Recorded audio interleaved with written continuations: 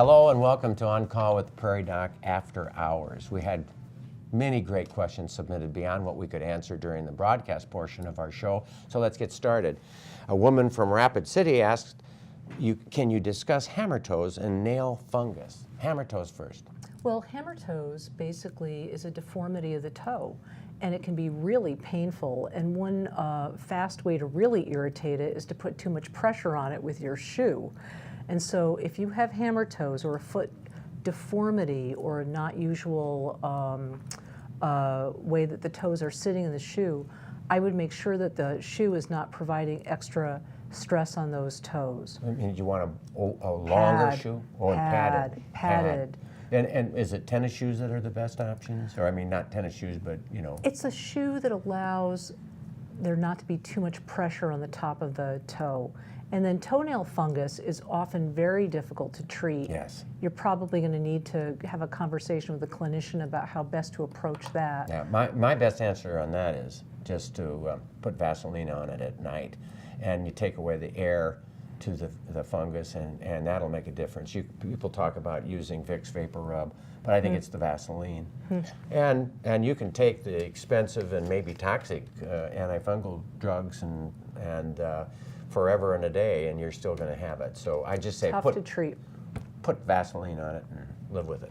Tough to treat. Not perfectly related, a woman from Vermilion asked if you discuss gout. Gout's an interesting part of what happens in feet and joints and aches and pains. You want to attack that one? Well, I think gout is a condition that is common and can be very painful, and it's can predispose to other kinds of issues. Make arthritis worse. And destroy cause it. Terrible arthritis pain. And I think if somebody has gout, I think that in particular is important to get good clinical advice, because we want to manage it and not have flares of it. Right. And the same uric acid crystals can be the nidus for kidney stone. So it's a good idea to get your uric acid level tested. Make sure. And there's two things. I mean, if you treat it acutely with dropping the uric acid quickly, people will have a flare. So they think they're doing the wrong thing. So you've got to be, the clinician that treats gout has to have an understanding and do it right. A man from Millbank has a spot on the ball of his foot that gets sore when walking on bare feet but not in shoes. The skin around is very thick and he's not quite sure what it is. Is there any insight you can provide on what it might be? You know, thick and callous, so there it is. Awfully hard to know. There can be an arthritic spur that is causing pressure there, and your body is trying to protect you by building up, as our bodies do try to protect us, by building up thickened skin there. Awfully hard to know. I like the idea of shaving that callus way down so that you don't build up the pressure on that point, and then pat it. Don't you think? I think if one is diabetic, one has to be very careful about doing one's own foot care, particularly if one has any type of neuropathy. But generally speaking, one has to be very careful if they have underlying predisposing things, conditions that increase the risk of doing any kind of shaving technique. Yeah, you've got to have an expert doing that. I've shaved a lot of calluses on feet through my years. Well, you're an expert. Well, I was careful. You were careful. I like the idea of a podiatrist on that. Yeah. A caller from Yankton wants to know if Tai Chi is a good choice for exercising people in their 70s. I think so. Because what is Tai Chi? Tai Chi is a form of exercise. It is typically done at a slower pace. It's sort of like wipe on, wipe off, that kind of a thing? It is a combination of stretching. It has balance as a component of it. Tai Chi can be adapted for different populations to be done sitting if one has challenges with standing. And I would say generally Tai Chi is a fabulous choice for many people. Okay. I also would put that along with walking. I like agree. to suggest 30 minutes of walking every day for everybody. But Tai Chi, I agree with you. I think that... Fantastic idea. A caller from Mitchell has a teenage daughter who plays soccer. What injuries are most common in soccer, and what can she prevent? What can she do to prevent injuries? Well, you know, soccer has the wide range of acute trauma, but one of the most common very, very serious injuries in soccer is of course a rupture of the anterior cruciate ligament. And that is a often devastating injury for a young athlete. And the good news is that there are actually prevention programs that have been well established and will help Prevent prevent knee those injuries. Now, girls, young women who are playing soccer are at particular risk. Are at increased risk, but training programs, correct training programs, can really decrease that risk. And one of the programs was developed by Dr. Mandelbaum's group. Mandelbaum, and it's called PEP, Prevent Injury, Enhance Performance. And those programs are available on the web. So PIEP? PEP, the PEP program. For knee prevention. To assist in the prevention of acute ACL injuries, which often have surgery as a component of them.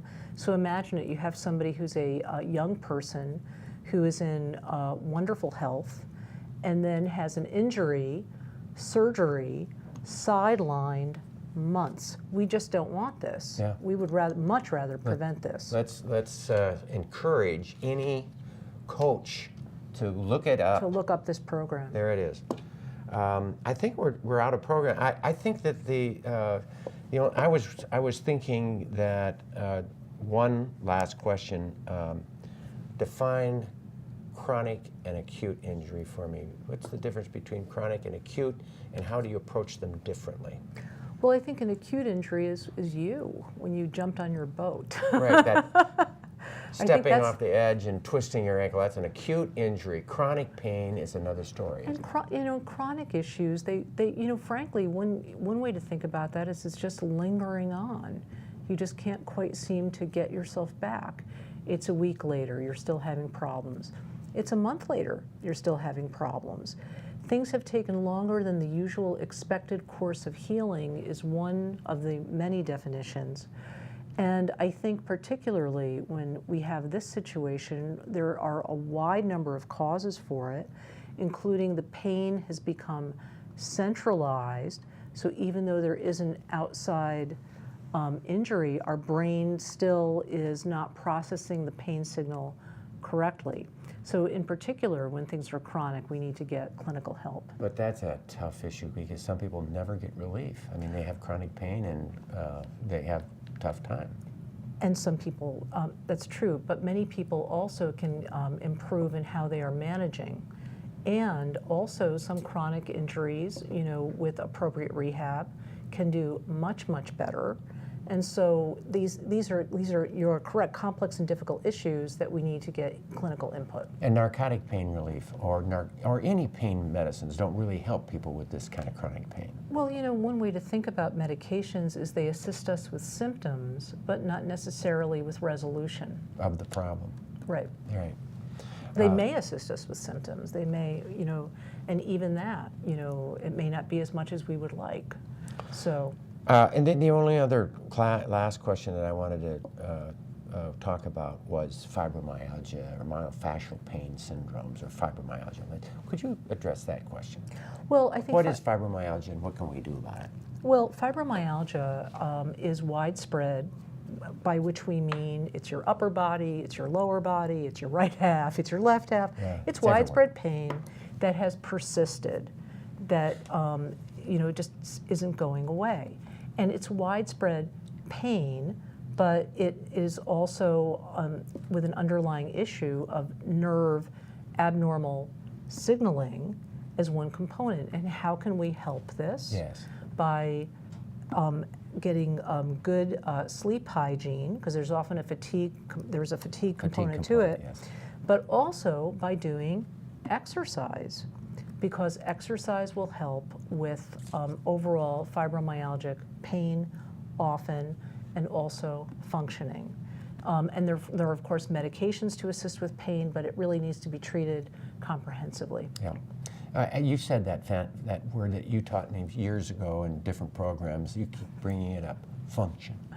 Function, yes, because we want people to maintain functionality. And so part of that is, it's true, assisting with pain control. And also, we're back to the prehab, conditioning, and all the other things that we discussed in this hour. Any last words of wisdom for our audience? I think the last words of wisdom are to the extent possible, really think about holistically about your own health. And so while it's unfortunate that people get injured and then they're really thinking about their health, I think it would be wonderful if we thought about on a daily basis, what positive intervention am I doing for myself? Is it that I am improving the tools in my kit to manage stress? Is it that I am improving my general exercise quotient? Is it that I am really thinking about my stretching program? And I think that gets us into a habit of thinking about health, which is important. Instead of illness. Well, it allows us to be more creative in our own approaches, as opposed to being narrow in our own approaches. Right. Not just a Tylenol, but what else can we do? Right. Thank you so much for being on our show and your wisdom. Well, thank you for having me. Judith. Thank you very much. And again, for those wonderful pictures for that book. Thank you. And thank you for joining us on our website. We appreciate all your questions and the opportunity to answer them. And until next time, from all of us at On Call with the Prairie Doc, stay healthy out there, people.